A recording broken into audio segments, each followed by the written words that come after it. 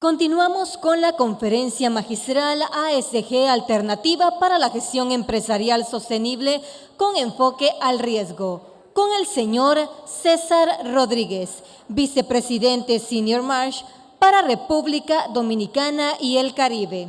El señor César Rodríguez es vicepresidente Senior Marsh para República Dominicana y el Caribe, administrador de empresas, especialista en gestión de riesgos informáticos y cuenta con estudios de maestría en gestión integral de riesgos. Antes de comenzar, les informamos a todos los presentes que contamos con tarjetas que se estarán entregando en el salón en caso de que quieran formular algunas preguntas para el señor César Rodríguez. Con un fuerte aplauso lo recibimos.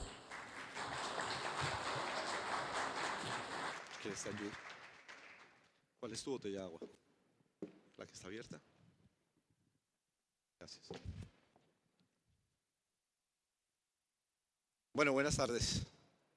Primero que todo, gracias por la invitación, por este espacio, poderles compartir un poco de la experiencia que desde Marsh tenemos en la gestión de lo que llamamos los riesgos ESG, que es parte de las estrategias de sostenibilidad.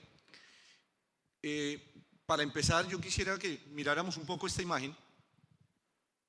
Cuando nosotros vemos esta imagen, vemos, o lo que tratamos de proyectar, es un futuro. Y creo que se conecta muy bien con el mensaje de la Semana de la Sostenibilidad, conectándonos con un futuro sostenible.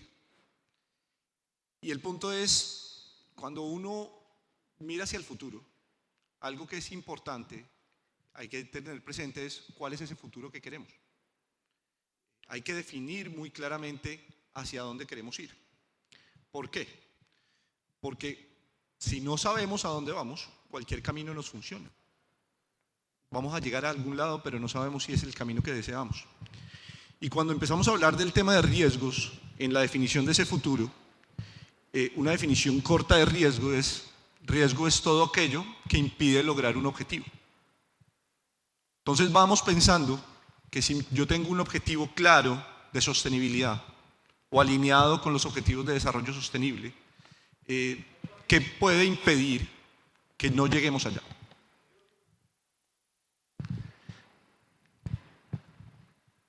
Por eso esta charla la hemos denominado como ¿cómo integramos la gestión de los riesgos globales y ESG a la estrategia? Cuando nosotros empezamos a mirar cada una de las compañías, qué pasó después de la pandemia, es que muchas organizaciones cambiaron su modelo de negocio, hicieron un proceso de planeación estratégica y redefinieron su negocio y sus objetivos. Y seguramente los colocaron en una visión de corto, de mediano, de largo plazo, y va uno midiéndola. Tal vez ahorita mencionaban que estamos para el 2030 respecto a los objetivos de desarrollo sostenible, vamos colgados, estamos atrasados frente al logro de esos objetivos. No vamos a llegar, lo mencionaban ya. Entonces, lo que quiero es que veamos acá cómo una gestión de riesgos de ESG, y para los que no lo saben, sus siglas en español es ASG, ambiental, social y de gobierno, cómo nos pueden ayudar si gestionamos efectivamente esos riesgos, cómo vamos a poder lograr esos objetivos de la sostenibilidad. Nosotros en Marsh anualmente sacamos el informe global de riesgos. Ese informe global de riesgos, y lo mencionaba el ministro Davos, se utiliza en el Foro Económico Mundial como parte de las discusiones para poder tener un planeta saludable, una sociedad saludable, una economía saludable. Y este informe, aquí les muestro un breve resumen de cuál ha sido la evolución de los riesgos que hemos visto a lo largo de los años en ese informe. ¿Sí? Estamos en la 18ª edición y está clarísimo la letra, ¿cierto? Se ve perfecto, leemos. Pero no me interesan las letras, yo más o menos me los sé los que tenemos ahí. Pero lo que quiero que vean es cómo ha sido la evolución de los riesgos en el tiempo o cómo entendíamos los riesgos en el tiempo. Si nos damos cuenta, en los primeros años, 2007 a 2013, predominaba el color azul. Y el color azul lo que habla es los aspectos netamente económicos. Veíamos los riesgos como solo los impactos económicos. Después pasa el tiempo y miren que empiezan a aparecer los verdes, ¿sí? Y los verdes van poblando el tablero y llega en el año 2020 y en probabilidad, que es la parte arriba del cuadro, dominan en total el verde. ¿Qué quiere decir eso? Que empezamos a reconocer los riesgos ambientales como una problemática del planeta. ¿Sí? No era que no lo supiéramos, lo sabíamos que era una problemática.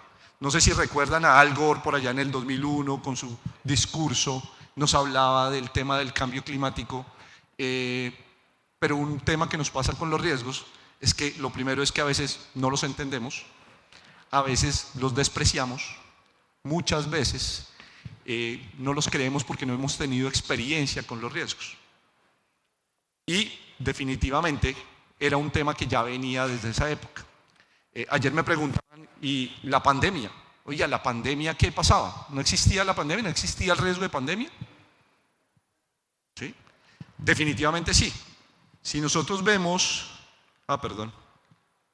si nosotros vemos tal vez en esta parte, 2007, aquí era pandemia, 2007-2008.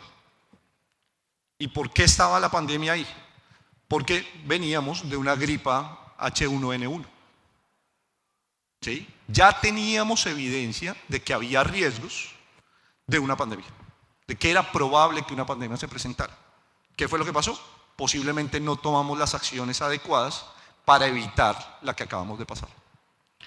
Y me voy un poco más atrás. Yo empecé a trabajar en el año 97 y llegué a una compañía, una multinacional, y entraba a la página web, a la intranet, y teníamos un banner que decía: si usted se encuentra en un país donde está una pandemia, llame a este número.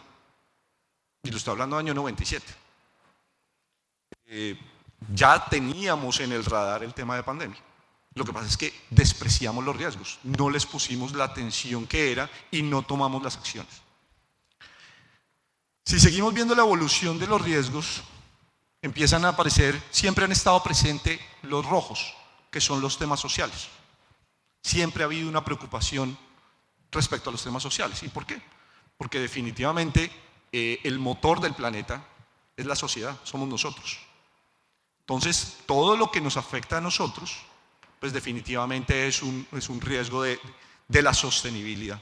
Entonces, ahí tenemos crisis de agua, tenemos sistemas de salud, crisis de alimentos. En este caso tenemos acá crisis de alimentos. En fin, tenemos también los naranjas. Los naranjas hablamos de los temas geopolíticos. Y hay riesgos que, por ejemplo, hace muchos años ya no hablábamos de eso. Armas de destrucción masiva. ¿Sí? La Guerra Fría fue una época muy fuerte frente a los temas de armas de destrucción masiva. Lo superamos.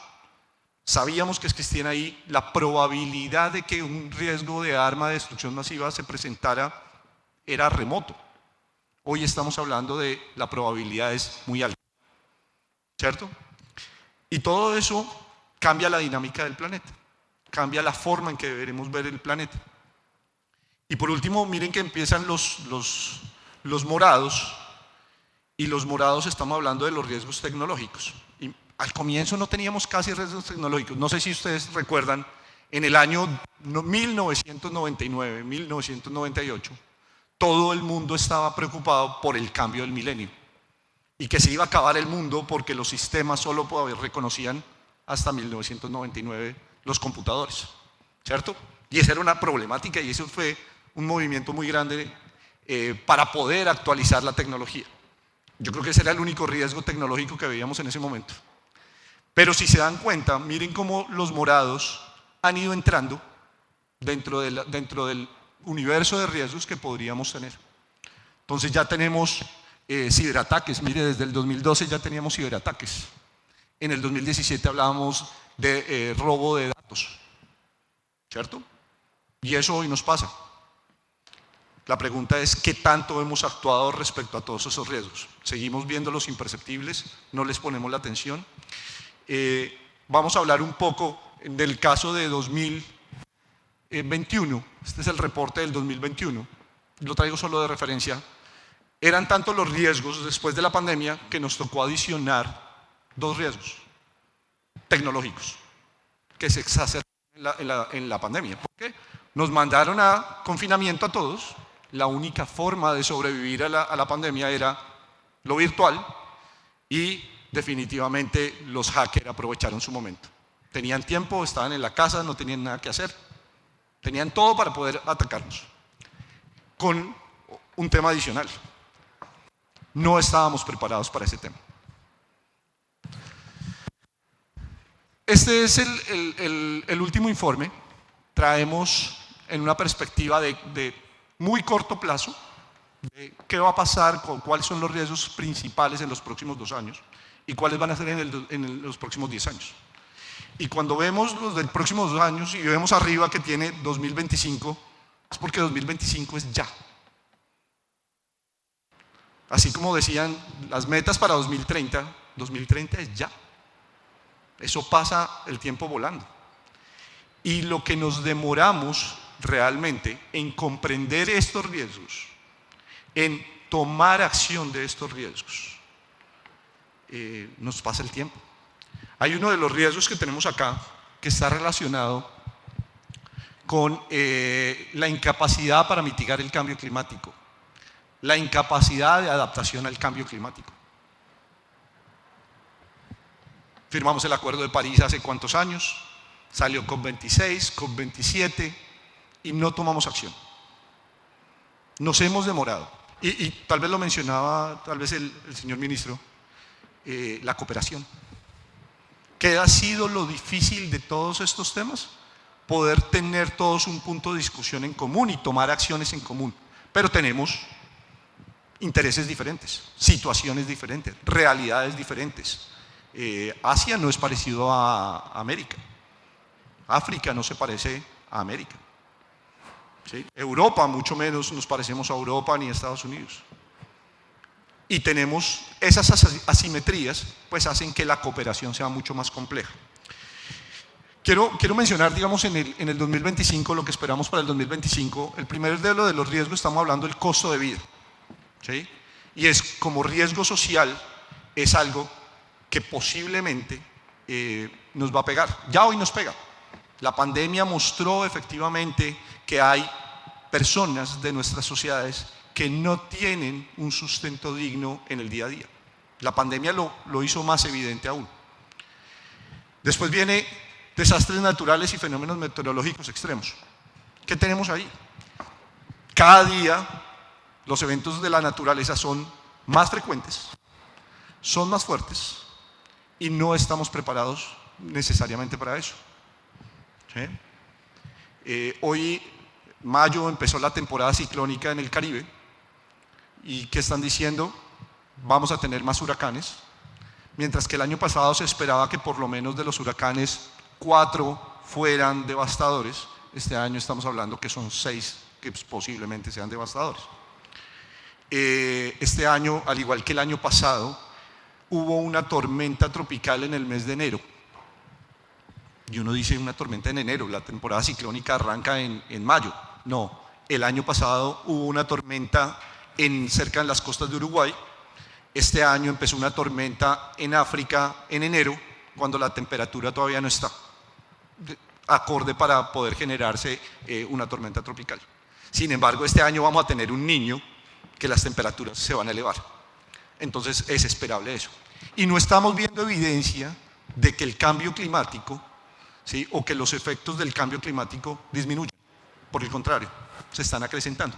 Entonces, estos son 2 de los riesgos que deberíamos tener considerados dentro de nuestra vida cotidiana, dentro de la sociedad civil, los gobiernos y las empresas. Y uno dirá, y ahora les voy a poner un ejemplo más adelante, cómo trabajamos con el tema de los riesgos en las empresas y en nuestra vida cotidiana. Y ahorita vamos a dar un ejemplo. Viene confrontación geoeconómica, estuvimos hablando también acerca del tema de la guerra de Ucrania, lo que está pasando con China, cómo China está tomando o liderando el nuevo orden mundial. Les mencionaba esta mañana cómo Argentina el mes pasado cambió su moneda de referencia para comercio internacional pasó a la moneda china, dejó de ser el dólar y cambió a la moneda china.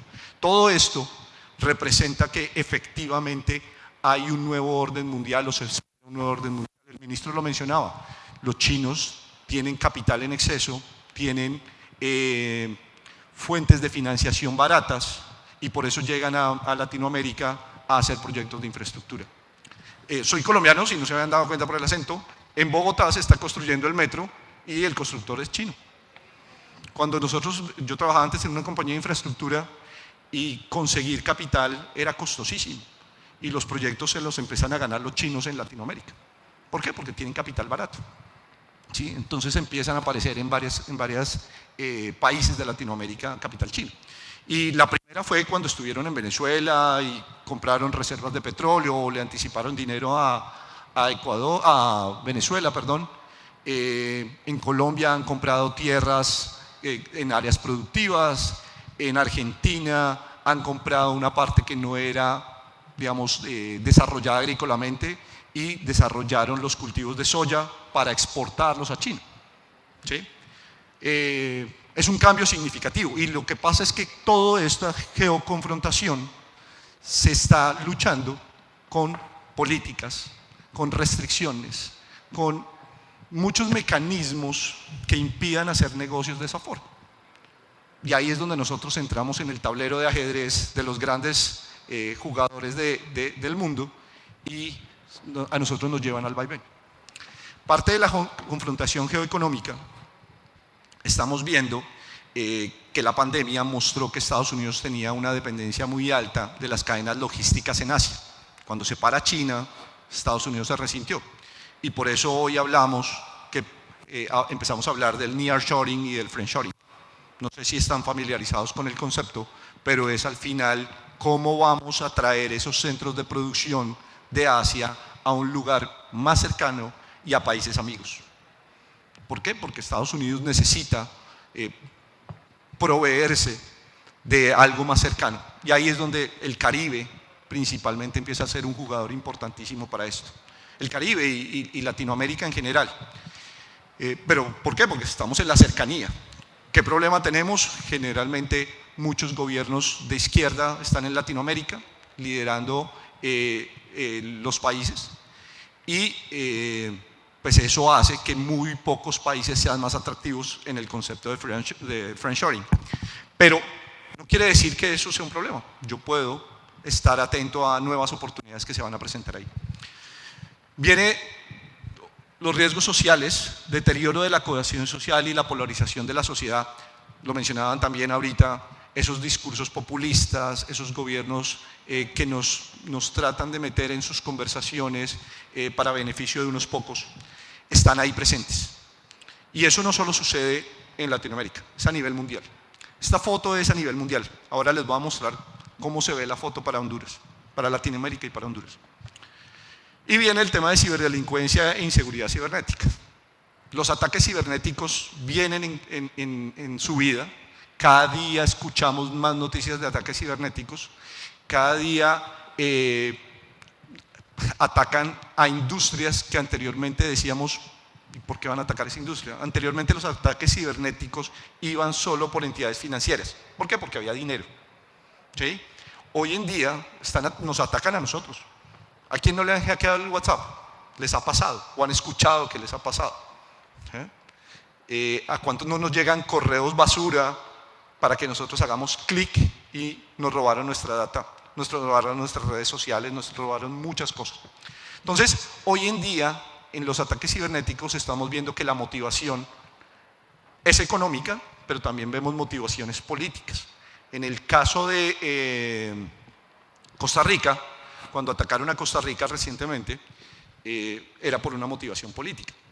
Con el grupo Conti, que lo pagaban para que atacara al Estado. Producto de eso, a la semana atacan a Perú, se roban las bases de datos de Perú, de la registraduría de Perú, donde están los datos biométricos de todos los ciudadanos peruanos, y empezó a generar un problema al sector financiero, porque el sector financiero no tenía forma de validar identidad de alguien, porque las bases de datos de nosotros, nuestros registros, las huellas, los biométricos, fueron comprometidos. Entonces no hay forma de validar que cuando alguien hace una transacción es el que es. Entonces puso en jaque a la industria financiera o la tiene muy comprometida para poder otorgar crédito, líneas telefónicas, en fin. Esta es una visión de corto plazo. Si nos damos cuenta en el largo plazo, los riesgos siguen siendo los mismos. ¿Qué cambia? El top 5. Y volvemos al tema que les mencionaba. Ese top 5 empieza a ser liderado por los aspectos ambientales. El informe también tiene una visión de los empresarios, cómo los empresarios o los líderes de negocios ven los riesgos. La primera era los expertos en gestión de riesgos, diciendo cuáles son los riesgos que van a enfrentar el planeta. Esta es las preocupaciones de los empresarios en los próximos 2 años para hacer negocios. Y la primera de ellas es la inflación. Esto hablábamos de que es un riesgo que anteriormente, tal vez en los 80, 70, teníamos tasas de inflación muy altas. Yo no había nacido, créanme. Pero llegó un momento en que las inflaciones se controlaron y llegaban a ser de un solo dígito, ¿sí?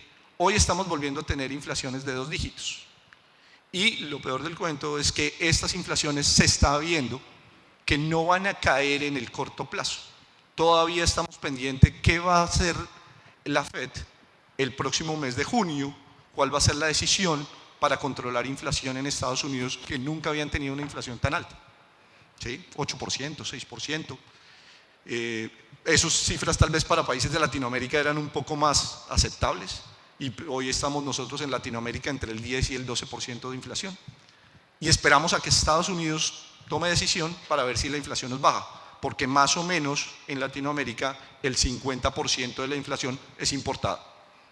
Es producto de precios que nos traemos a los países y han subido. Entonces las inflaciones acá difícilmente podemos controlar. Crisis de costo de la vida, crisis de endeudamiento. La pandemia hizo que muchas organizaciones, países y nosotros mismos tomáramos deuda para poder paliar la situación de la pandemia. El punto es, pasa la pandemia y necesitamos empezar a pagar esa deuda, y si la actividad económica no se activa nuevamente, pues difícilmente vamos a poder pagar efectivamente esa deuda. Y ahí es donde vamos a poder empezar a ver que compañías se pueden quebrar, que gobiernos se pueden quebrar. Estamos viendo que Estados Unidos está pidiendo elevar el techo de deuda, porque si no entra en default ahorita en el mes de junio, julio, ¿qué quiere decir eso? Que no puede pagar su deuda. Y es una economía muy grande y es una economía que uno dice, oye, ¿cómo no va a poder pagar? Pero puede pasar. Entonces, crisis de endeudamiento. Todo el tema de la volatilidad de los precios de los productos. Vemos cómo el petróleo fluctúa, vemos cómo los precios de las materias primas fluctúan. Muchos de estos han fluctuado producto de la pandemia por factores como se cayeron las cadenas de suministro, no teníamos barcos, no había containers, subió, después volvió y bajó, tratamos de que se normalizara, pero todavía no estamos en un punto en el que no se ha estabilizado.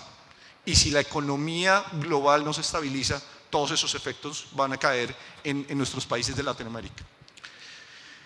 Creo que de los que tengo ahí no me falta por mencionar ninguno. Esta es la foto global. Ahora, si esto lo partimos y lo vemos entre economías avanzadas y economías emergentes, y mercados emergentes somos Latinoamérica, miren que el orden cambia, ¿sí? Porque las prioridades para nosotros es crisis de costo de vida, ¿sí? Llama mucho la atención en el caso de las economías avanzadas.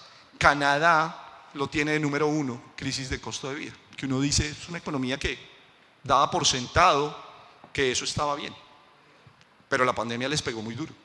Por eso hoy ellos tienen unos temas migratorios importantes o haciendo unas ventajas importantes porque no tienen mano de obra, ¿sí? Y acá que tenemos mano de obra en Latinoamérica, se nos va la mano de obra. ¿Por qué? Porque el costo de vida es muy alto. Entonces, la única diferencia que tenemos ahí relevante que vemos entre una economía avanzada y emergente, más allá del orden, es el tema cibernético, o es la parte tecnológica. ¿Por qué las economías avanzadas no lo tienen?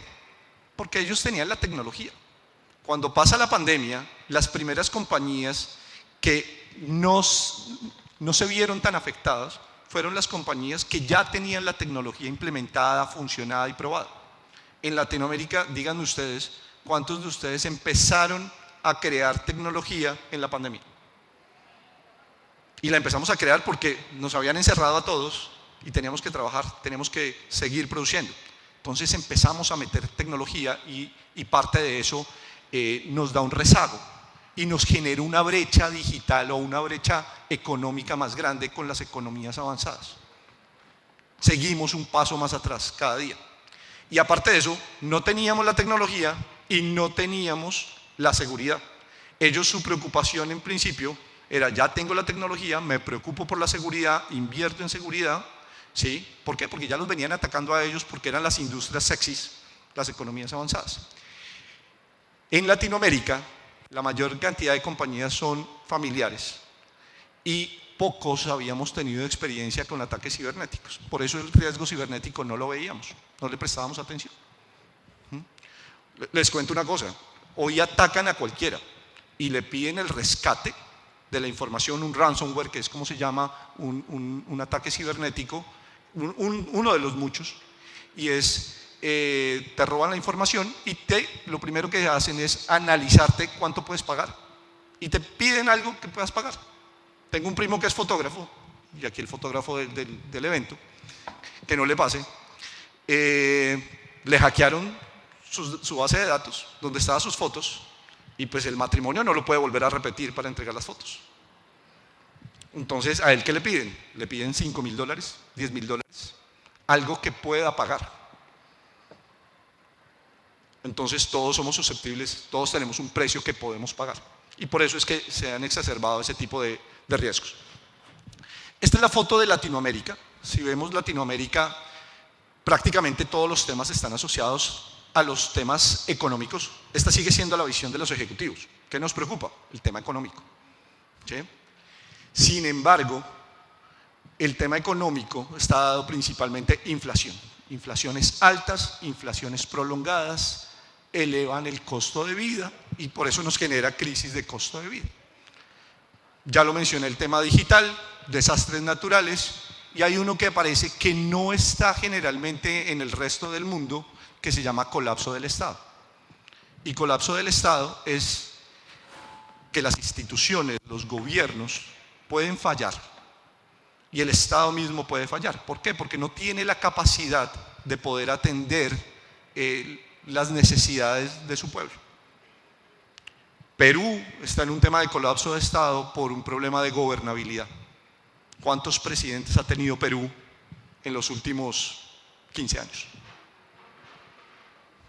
10 presidentes. Ítalo, más o menos. Entonces eso hace que no haya continuidad de políticas, que no haya una visión de Estado y pues definitivamente colapsa.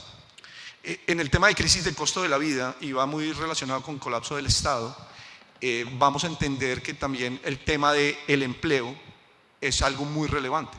Si no hay empleo, no hay tributación, no hay aportes a los sistemas de gobierno, sistema de salud, sistema pensional. Entonces no va a haber sistemas para ese futuro que queremos. ¿Sí? Entonces, ¿qué va a pasar con los estados? Posiblemente van a colapsar. Venezuela colapsó. Venezuela era un país que estaba considerado colapso, pero por otros temas, pero al final también acrecentó un tema político, migratorio. Fue la primera gran migración en Latinoamérica que tenemos, y hoy estamos viendo que casi toda Latinoamérica tiene un problema migratorio. Todos los países de Latinoamérica están migrando. Me sorprendía, no lo sabía, Colombia este mes estaban diciendo que era el primer país que estaba migrando más a Estados Unidos. Nosotros no teníamos problemas migratorios. Toda Centroamérica tiene un problema migratorio. ¿Y por qué se van?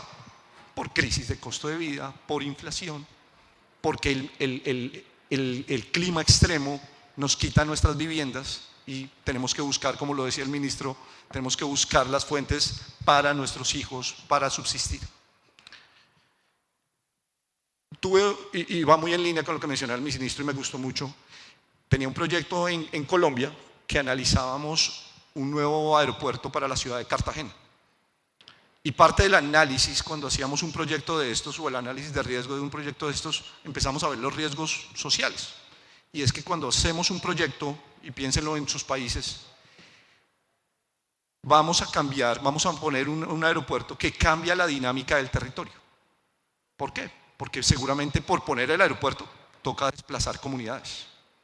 Porque anteriormente la gente, y creo que nos pasó acá en Honduras, el aeropuerto lo movimos a hora y media, y eso tiene sus ventajas para algunos, pero los que trabajan en el aeropuerto de acá, que ahora les toca irse al aeropuerto de allá, si es que se movieron, perdieron calidad de vida, perdieron muchas cosas. Entonces, el análisis del territorio es importante, entender la dinámica del territorio y entender los motivadores. Cuando hicimos ese proyecto, había una cosa que me llamaba la atención, y hablábamos con una persona de la comunidad a la que teníamos que desplazar por el proyecto, y uno le decía, ¿usted qué espera del proyecto? Y él decía, yo espero progreso. ¿Y qué es progreso? Yo quiero que cuando mis hijos crezcan, no se tengan que ir a la ciudad para estudiar porque no van a volver. Yo quiero que el progreso se dé acá donde está mi territorio, que tengamos arraigo. Y creo que es lo que nos pasa en toda Latinoamérica, en Centroamérica, con el tema migratorio. Se van y no vuelven. Y perdemos identidad como país, perdemos muchas cosas como país. Mano de obra buena, porque muchas veces es mano de obra que está dispuesta a trabajar por su país.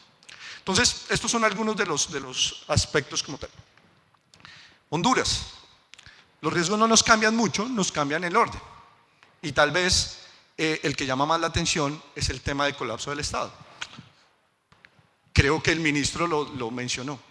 Dijo, venimos de una crisis institucional, de gobiernos que no han sabido manejar bien las cosas, con altos niveles de corrupción, con muchas carencias, y hemos fallado como sociedades en poder atender estos riesgos como tal.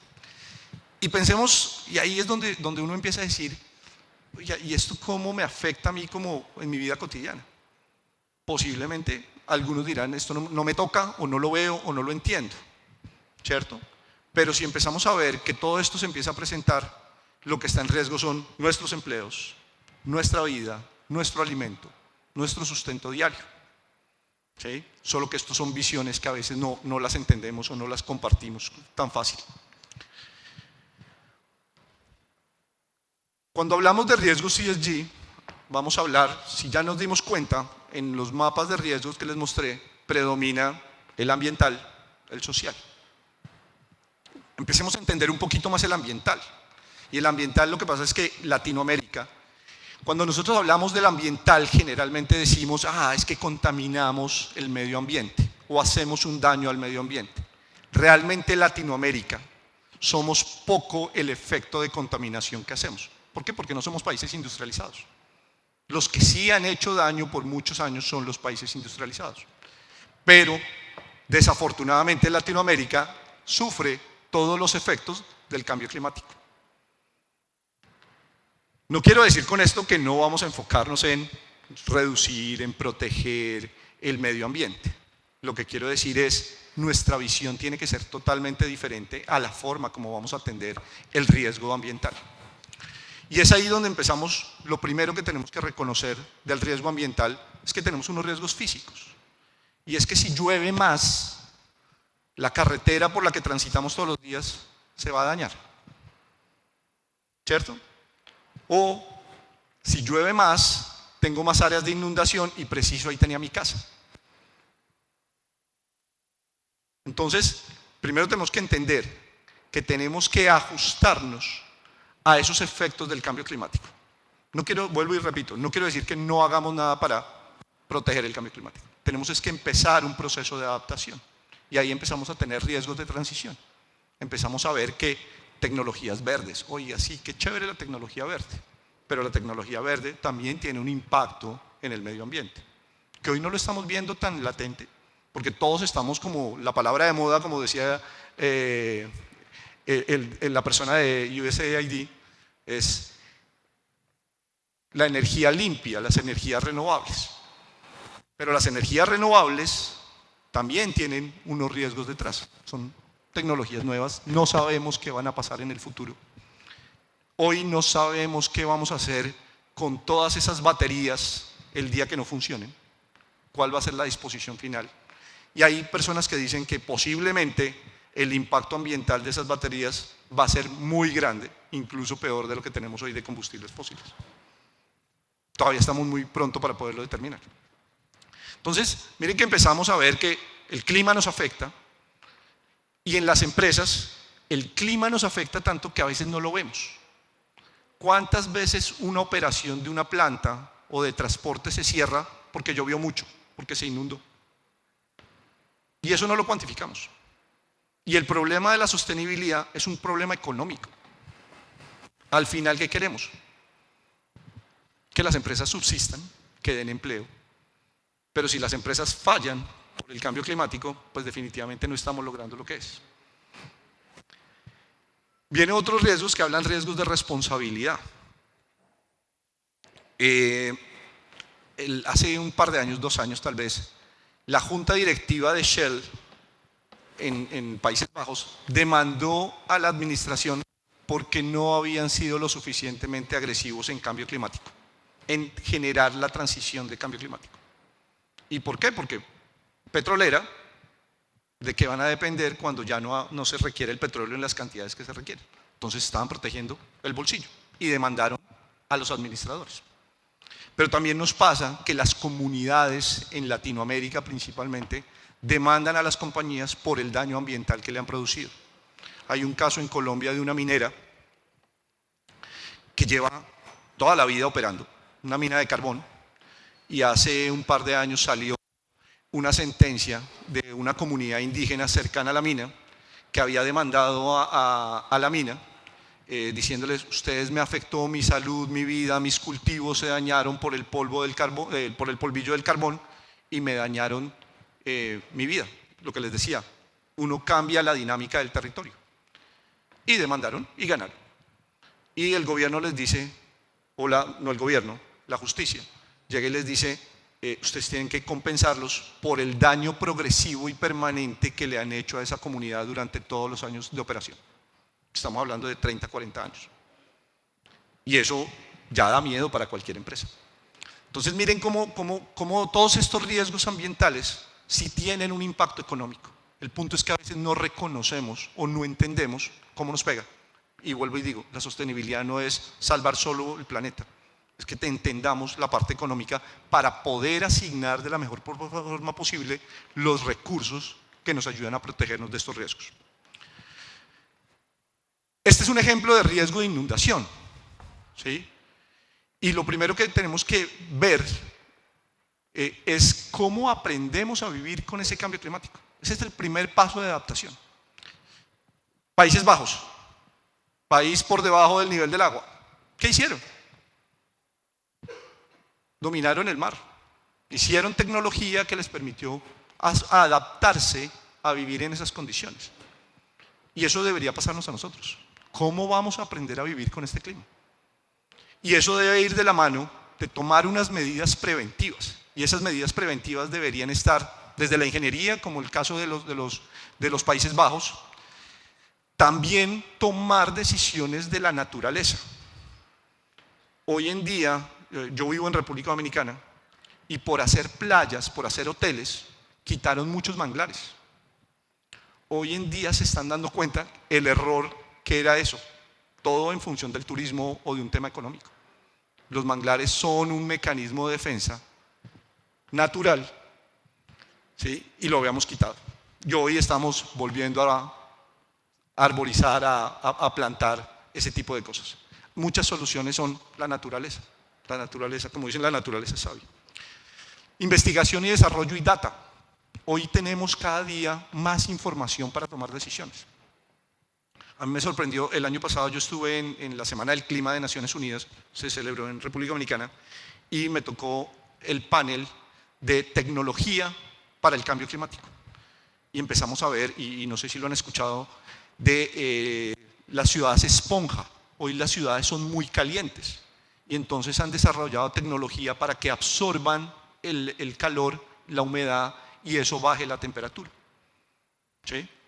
Y asimismo se han inventado cuanta tecnología exista para poder medir y tomar decisiones respecto al cambio climático.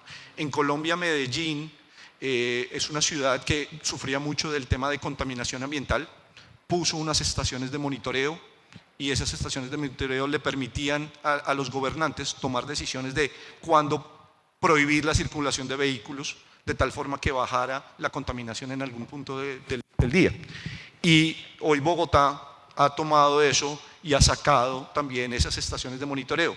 Incluso han desarrollado, lo veía en estos días, de una estudiante de colegio que desarrolló, de universidad tal vez, desarrolló una tecnología para purificar el aire de la ciudad. Entonces ya tenemos data, ya tenemos que utilizarlo como una medida adicional. Pero algo también importante, políticas y regulación. Cuando uno va y mira los códigos de construcción, son viejos, no se han actualizado.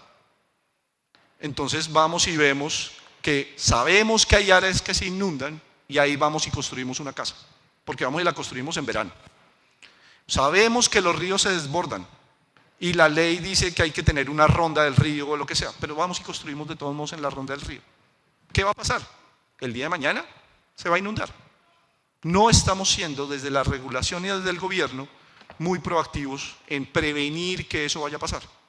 Y lo peor del cuento es que ¿quiénes son los que más se afectan? Las comunidades vulnerables, las comunidades que no tienen acceso a recursos. Entonces, una persona que va y construye su casa con todo el esfuerzo de toda una vida acumulada de trabajo y va y la construye en un sitio de esos, no puede comprar un seguro de inundación. Llegó la inundación, se fue a su casa y se perdió. Las personas de altos recursos no la construyen ahí. Van y la compran en un sitio que seguramente no se va a inundar o que es menos propenso a inundación. Entonces, la política, los códigos de los reglamentos, es importante que se tengan presente. La transferencia del riesgo, lo mencionaba, el tema del seguro. El seguro es un ahorro. El seguro hay que verlo como un mecanismo importante dentro de la gestión del riesgo. Y es, un seguro se usa cuando pasa un evento catastrófico.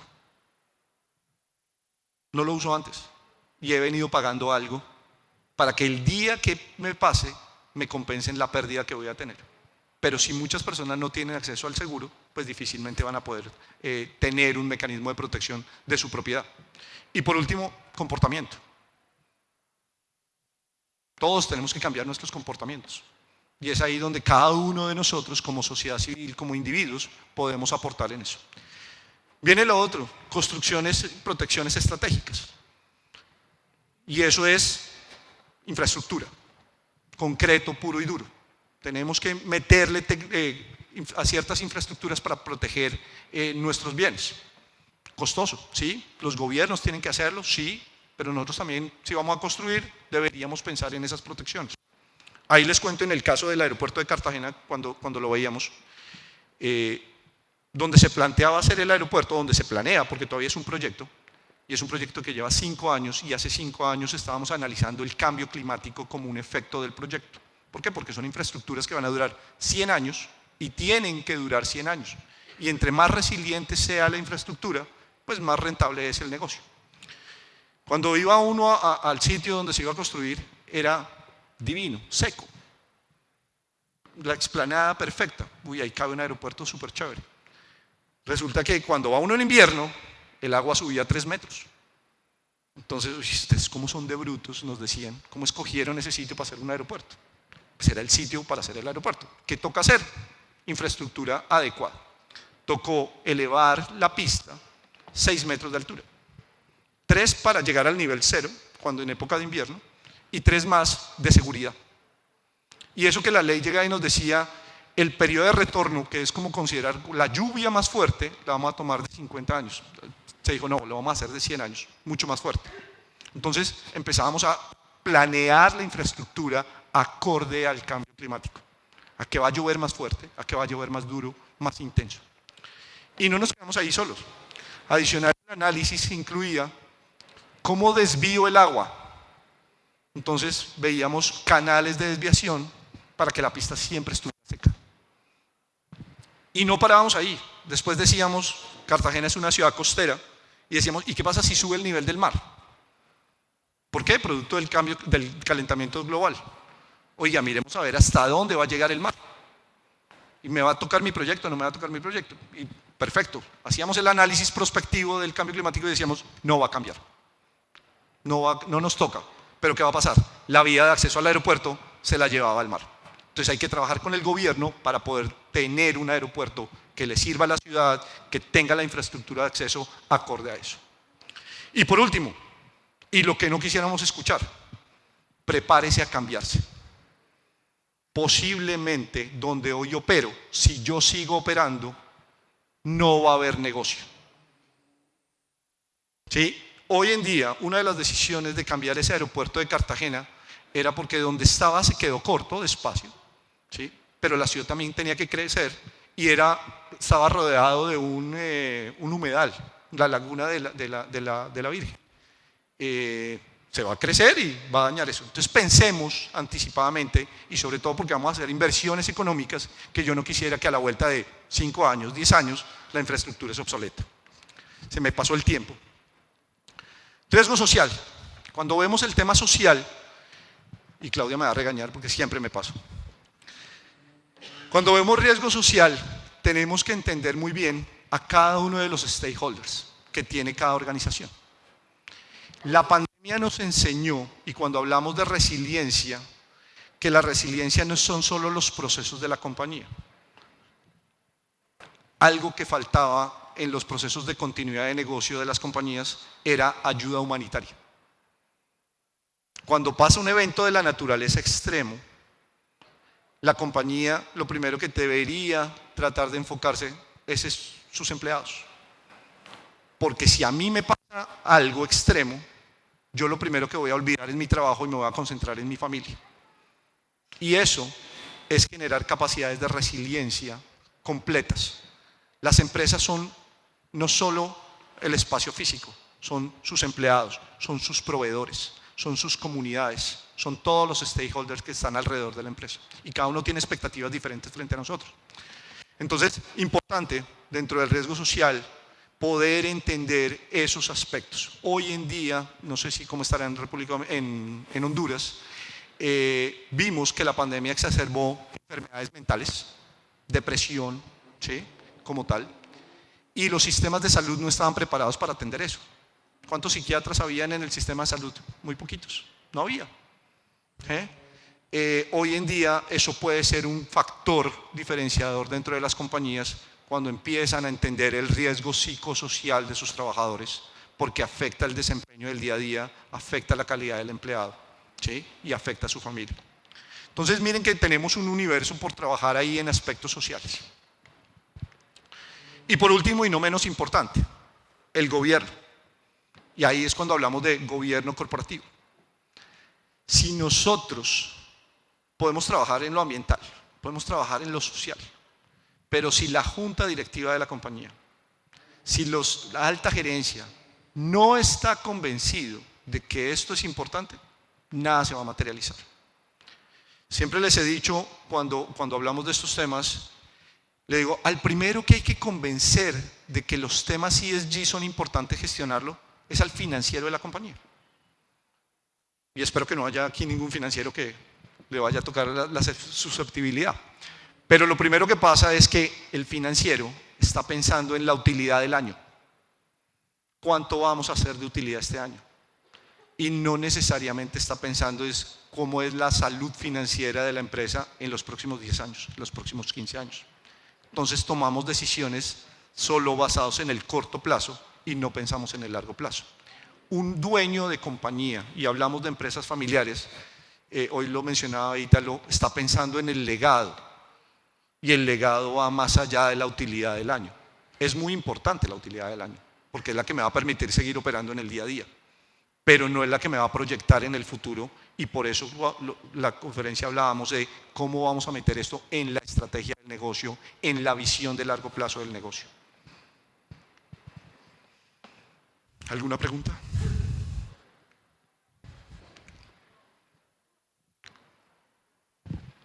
Claudia, ¿me pasé mucho? 1, 2. Miren, antes de dar paso a las preguntas, les quiero mencionar. Nosotros tenemos 2 herramientas que son de uso gratuito. Y una les va a permitir a ustedes, se llama el Pulse Check. Les va a permitir, si quieres me dejas el código. Les va a permitir a ustedes medir si sus planes de sostenibilidad o sus programas de sostenibilidad, cómo están. Son 12 preguntas. Son 12 preguntas, se gastan 10 minutos respondiendo y les va a permitir determinar efectivamente si los asuntos que tenemos ahí en nuestro plan de sostenibilidad están on track, como llamamos, estamos apuntándole a lo que es, o ya soy una empresa muy madura, o definitivamente ni sabía que eso lo tenía que hacer, y nos va a permitir mapear eso. Tómense 10 minutos y llénenlo cuando tengan la oportunidad. Y si quieren me escriben y me dicen, mira, yo lo llené y discutamos los resultados y perfectamente los podemos compartir. Pero a aquellos que les va muy bien, que dicen, yo estoy más que on track, estoy metido en el cuento y voy apuntándole bien, tenemos otra herramienta y ahí en el link lo van a encontrar abajo, donde ya es un poco más profundo y es donde empezamos a ver 160 preguntas que nos van a ubicar mucho más en nuestra estrategia de sostenibilidad. Preguntas. Gracias a las personas que han hecho sus preguntas. Vamos a darle lectura a una interrogante. En cuanto al tema climático y el tema de impactos por desastres climáticos, ¿a qué debemos poner atención en nuestros planes de continuidad de negocios? Ok. Creo que el plan principal de un plan de continuidad de negocio es recuperar la operación lo más rápido posible con la menor afectación al negocio en el día a día, ¿cierto? Eso lo que me lleva tengo que identificar muy bien los eventos climáticos que podrían afectar mi operación. Yo les contaba que trabajaba en aeropuertos. Una compañía de infraestructura que tenemos aeropuertos, el aeropuerto de Bogotá, el aeropuerto de Quito, varios proyectos aeroportuarios.